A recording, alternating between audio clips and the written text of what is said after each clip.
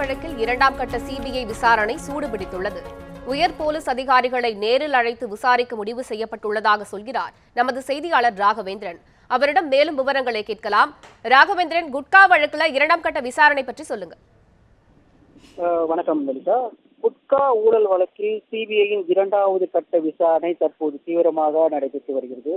குட்கா ஊழல் நடந்த காலகட்டத்தில் வணிக வரித்துறை அமைச்சராக இருந்த PV ரமணா மற்றும் தற்போதைய சுகாதாரத்துறை அமைச்சர் விஜயபாஸ்கர் ஆகிய இருவரையும் சிபிஐ அதிகாரிகள் கடந்த 15ஆம் தேதி விசாரணை மேற்கொண்டனர். சட்டவிரோத குட்கா விற்பனை தொடர்பாக சிபிஐ அதிகாரிகள் முன்வைத்த அடுக்கடுக்கான கேள்விகளுக்கு இருவரும் பதில் அளித்ததாக சிபிஐ அதிகாரிகள் அப்போது தெரிவித்தனர். அமைச்சர் விஜயபாஸ்கருக்கு முன்னர் அவரது உதவியாளர் சரவணனிடம் விசாரணை நடத்தப்பட்ட போது பல்வேறு தகவல் அளித்ததாக சிபிஐ அதிகாரிகள் தெரிவித்தனர்.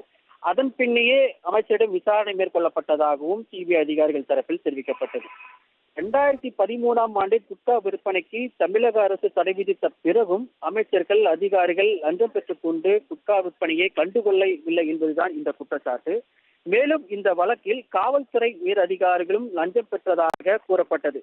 அப்போதைய சென்னை கமிஷனர் ஜார்ஜ், தற்போதைய டிஜிபி TK ராஜேந்திரன் லஞ்சம் பெற்றதாகவும் கூறப்பட்டது. இதன் அடிப்படையிலேயே காவல்துறை உயர் அதிகாரிகளுக்கு சம்மன் அனுப்பி விசாரிக்க சென்னையில் முகாமிட்டுள்ள டெல்லி சிபிஐ அதிகாரிகள் முடிவு செய்துள்ளனர். இது குறித்து ஆவணங்களையும் தற்போது சேகரித்து வருவதாகவும் சிபிஐ அதிகாரிகள் தரப்பில் தெரிவிக்கப்பட்டிருக்கிறது. விரைவில் காவல்துறை உயர் அதிகாரிகள் விசாரணைக்கு உட்படப்படுவார்கள் என்றும் சிபிஐ தரப்பில் தெரிவிக்கப்பட்டிருக்கு.